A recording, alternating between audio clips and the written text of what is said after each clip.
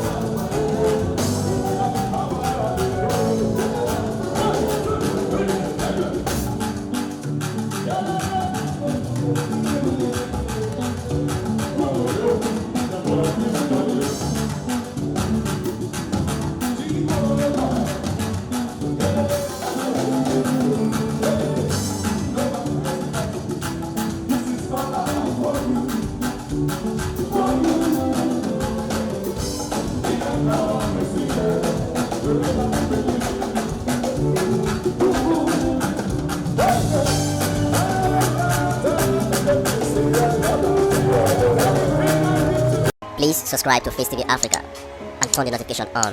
Face TV Africa, ẹ jọ̀ọ́ ẹ subscribe hete. Face TV Muswobi.